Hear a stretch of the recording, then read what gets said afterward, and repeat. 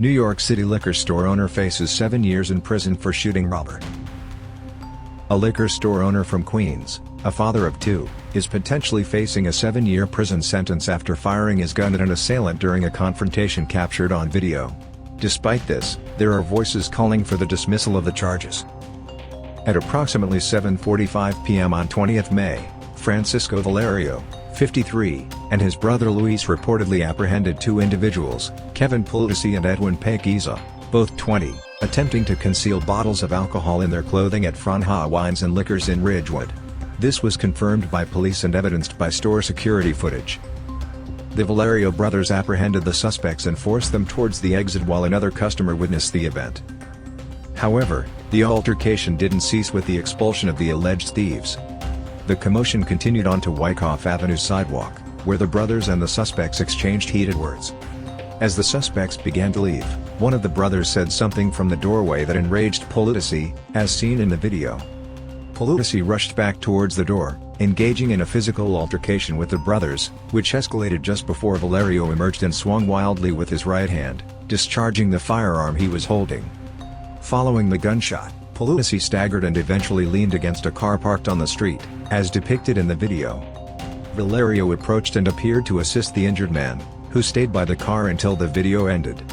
All three individuals involved now face legal charges, with Valerio's 2 counts of assault being the most severe, carrying the risk of a 7-year incarceration.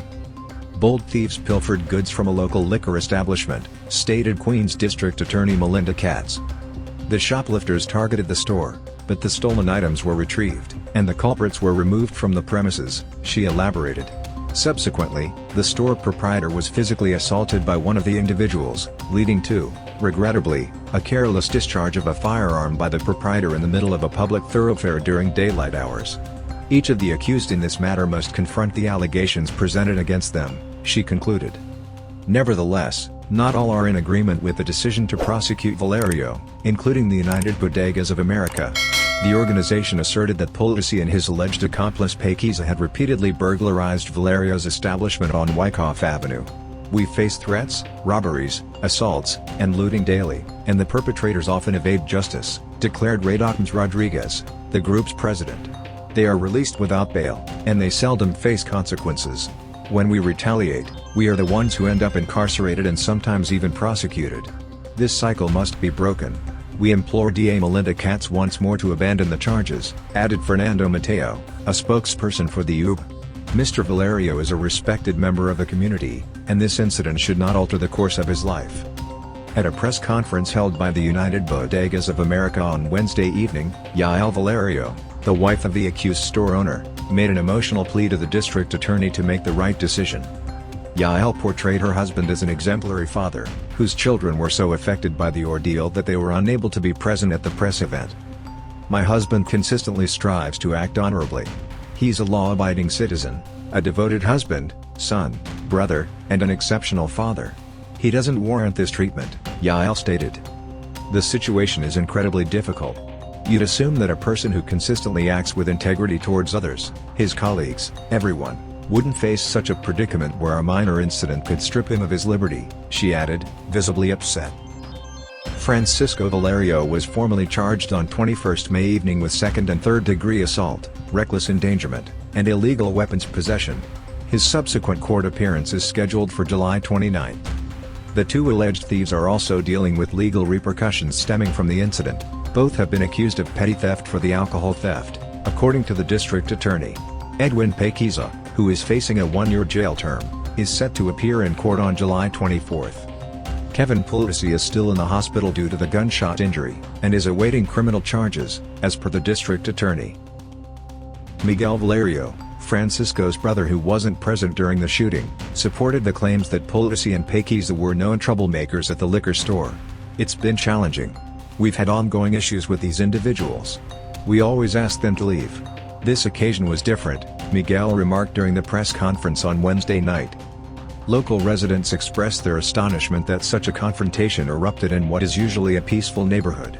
"I witnessed the shooting victim. He was lying on the ground," shared Renee, a 30-year-old woman who works from home and resides in the vicinity. "He was on his left side, clutching his abdomen, shouting in Spanish," she recounted.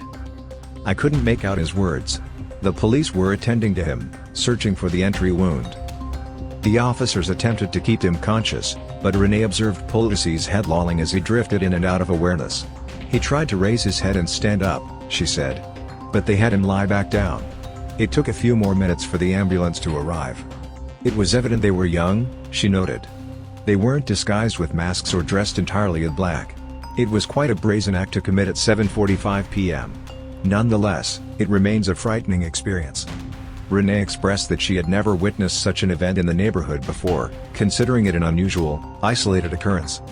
When we visit to pick up a bottle of wine, she remarked, I feel at ease. I've never had an odd feeling entering there. They're simply a couple of men in their 50s who mind their own business and stay behind the safety glass. I sympathize with the owner, she added. He's burdened with this for life, which is unfortunate. On Wednesday morning, an employee at the store, who identified himself as a relative of Valerio's, mentioned that the boss is holding up well under the circumstances. He's managing, the employee stated. I haven't had a chance to speak with him since the incident. It's a delicate issue, a family matter. I'm not at liberty to discuss it. Russell Dickerson, a 56-year-old basketball coach and restaurant proprietor who regularly shops at the liquor store, was taken aback upon learning of Valerio's arrest. It's regrettable because they're decent folks, Dickerson commented.